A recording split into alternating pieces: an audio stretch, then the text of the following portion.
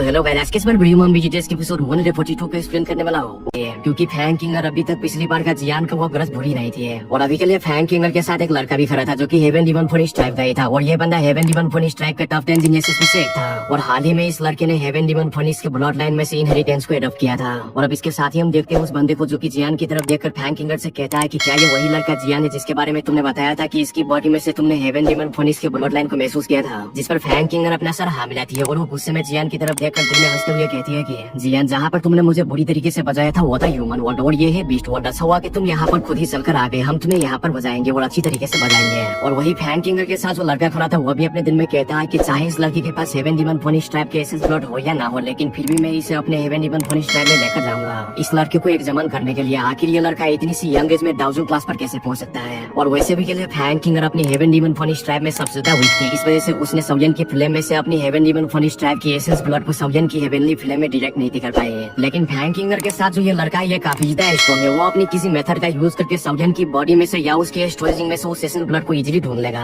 और अभी तक हम देखते हैं सौयन की नजर फैंग किंगर पर पड़ती है, जहाँ फैंग किंगर सौयन को इशारों में मारने की धमकी दे रही थी। और जब ये चीज चैनहुआ मुझे देखता है तो उन्हें लगता है कि ये सौयन की कोई पुरानी गर्लफ्रेंड है, और इसके साथ ही वो सौयन से कहता है कि सौयन ये तुम्हारी कोई पुरानी फ्रेंड है। और वही स्वांगजेन भी ये चीज देखकर एक स्माइल के साथ सौयन से कहता है कि लड़के क्या तुम मुझे हाई कहना चाहते हो, जिस पर सौयन आगे से एम्बैरेस होकर हंसते हुए कहता है कि मेरे इस तरह के बहुत सारे फ्रेंड्स, और फ्रेंड से कहने का मतलब था दुश्मन। और अब इसके साथ ही हम देखते हैं एक तरफ ली जुनजी और आई सीवर वैली के चीफ बेंगी और तो वरवान स्वानसेट के लीडर को भी है, जो कि सारे के सारे लोग सिर्फ एंशिएंट रून्स के लिए यहाँ पर इकट्ठा हुए थे। और जब इधर लिटिल गर्ल इन सभी को एक साथ इकट्ठे देखती है तो उन्हें लगता है कि ये सारे दुश्मन एक साथ इकट्ठे इसलिए है ताकि वो सौयन पर अटैक कर सके। और इसके साथ ही वो कहती है कि क्या तुम लोग मिलकर हम पर अटैक करना चाहते हो तो आ जाओ, मैं तुम लोगों से नहीं डरती है। और ये कहकर लिटिल गर्ल ये आगे बढ़ने लगती है, मगर सौयन उसे पीछे से पकड़ लेता है और कहता है कि वो हमारे लिए नहीं आए, एंशिएंट रून्स के लिए आए हैं। और अब इसके साथ ही हम देखते हैं एंशिएंट प्रिंस को, जिसके आसपास 1000 लेवल के एक्सपर्ट ने पुराने वक्तों की सील बनाई हुई थी, जिस सील को देखकर अभी के लिए सौयन कहता है कि लगता है कि ये सील काफी ज्यादा कमजोर हो चुका है और टूटने ही वाली है। और सौयन के ये कहते ही थोड़ी देर के बाद वो सील टूट भी जाती है। और जैसे ही वो सील टूटता है तो डाउकी कॉन्टिनेंट के बहुत सारे एक्सपर्ट्स बिना कुछ सोचे समझे उस एंशिएंट रूइंस के अंदर एंटर होने की कोशिश करता है। और वो सभी अंदर एंटर होते हुए हंसकर कहता है कि अंदर बना सारा का सारा ट्रेजर मेरा है, हर कोई यही कह रहा था। और अभी के लिए अपना सौयन पीछे के पीछे ही खड़ा था, वो अपनी जगह पर से जरा सा भी नहीं था हिला। और वही लिटिल गर्ल जिया उन लोगों को एंशिएंट रूइंस पे एंटर होते हुए देखती है तो वो गुस्से में कहती है कि आखिर ये सारे के सारे लोग आ कहां से गए और ये लोग हमसे पहले अंदर कैसे एंटर हो सकते हैं। और अब इससे पहले कि लिटिल गर्ल जिया और कुछ बोलती उस एंशिएंट रूइंस से बहुत सारी स्लैशेस आकर उन सभी के बंदों को अंदर स्पॉट किल कर देता है, जो कि एंशिएंट रूइंस में एंटर हो रहे थे। और वहाँ पर खून की नदियां बह जाता है। और जब ये चीज वहाँ पर के सभी के लोग देखते हैं तो उन सभी की पूरी तरीके से होश हो जाते हैं। और लिटिल गर्ल जिया तो पूरी तरीके से डर चुकी थी और कहती है कि मैंने आज तक अपनी जिंदगी में इस तरह की फ्राइटनिंग सीन कभी भी नहीं देखी है। और वही दूसरी तरफ ली जुनजी ये सारी चीजें देखकर काफी ज्यादा हंस रहे थे और कह रहे थे कि ये सारे मच्छर थे, इन्हें पता ही नहीं कि अंदर कितना ज्यादा खतरा है, फिर भी ये आगे बढ़ रहे थे। और अब इसके साथ ही वही हम देखते हैं सौयन को, जो कि इन सारी चीजों को देखकर कुछ सोच ही रहा था, तभी उसके कानों में एक प्यारी सी आवाज गूंजती है, सौयन क्या तुम सच में यहाँ पर आए हो। और जब सौयन ये आवाज सुनता है तो वो काफी ज्यादा सरप्राइज होता है और कहता है कि अरे टैंगमोर तुम यहाँ पर क्या कर रही हो। और वही टैंगमोर के साथ उसके पिता बर्निंग फ्लेम वैली का चीफ टैंगजेन भी था, जिसे देखकर सौयन काफी ज्यादा खुश होता है और उन्हें ग्रीट करता है। जो देखकर टैंगजेन आगे समझते हुए कहता है कि लिखी फेरो तुम हमेशा की तरह ही काफी ज्यादा खुश रहते हो। जिसके साथ ही सौयन भी कहता है कि बेरी चीफ टैंग आप भी तो काफी ज्यादा पोलाइट है। और जब बर्निंग फ्लेम वैली के टैंगजेन और सौयन के बीच इतना से रिलेशनशिप को देखते हैं तो वहाँ पर से जलने की बुआ रही थी, और ये जलने की वो सौयन की दुश्मनों की तरफ से आ रही थी। और वो सभी काफी ज्यादा गुस्से में थे और वो सभी कह रहे थे कि आखिर बर्निंग फ्लेम वैली और इस लड़की के बीच इतना गहरा रिश्ता कैसे है। और अब इसके साथ ही टैंगजेन सौयन की तरफ देखकर सौयन से कहता है कि यंग फैन तुम ना सिर्फ पिल कंपटीशन का चैंपियन बने हो बल्कि एक 1000 क्लास का एक्सपर्ट भी बन चुके हो। ये रियली बहुत ही ज्यादा सरप्राइजिंग और तुम्हारी इस कल्टीवेशन स्पीड को देखकर मुझे अपनी ट्रेनिंग और कल्टीवेशन पर शर्म आ रही है। जो सुनकर सौयन काफी ज्यादा एम्बैरेस होता है और टैंगजेन से कहता है कि बेली चीफ टैंग क्या आप भी यहाँ पर एंशिएंट रूइंस के लिए आए हैं। जिसके साथ ही टैंगजेन कहता है कि हाँ बिल्कुल, ये एंशिएंट रूइंस बहुत ही ज्यादा रेयर होते हैं और जब कोई 1000 लेवल का एक्सपर्ट इन्हें छोड़कर चले जाते हैं तो वो और भी काफी ज्यादा रेयर हो जाते हैं। और जब मुझे इस चीज का पता चला कि एंशिएंट रूइन ओपन होने वाला है तो मैंने भी सोचा और यहाँ पर आ गया एंशिएंट रूइन को विजिट करने के लिए। और इसके साथ ही फिर टैंगजेन सौयन से कहता है कि लेकिन फेलो अगर रिमेंस में एंटर होते वक्त तुम्हें कुछ भी हेल्प चाहिए तो बिना झिझक मुझे बता देना, और अगर कोई ऐसी सिचुएशन आती है जिसे कि तुम संभाल नहीं सकते तो मुझे बुला लेना, क्योंकि पिछली बार तुमने मेरी बहुत ही ज्यादा हेल्प की थी और मेरी बेटी के लिए अपनी जान पर खेलकर फायर बुद्धिस्ट को रिफाइन किया था, इसलिए मैं तुम्हारी भी हेल्प करना चाहता हूँ। अब टैंगजेन की ये सारी बातें सुनकर सौयन अपना सर हाँ मिलाता है और कहता है कि बेली चीफ टैंग अगर कोई ऐसी सिचुएशन आती है जिसे कि मैं संभाल नहीं सकता तो मैं आपको जरूर बताऊंगा।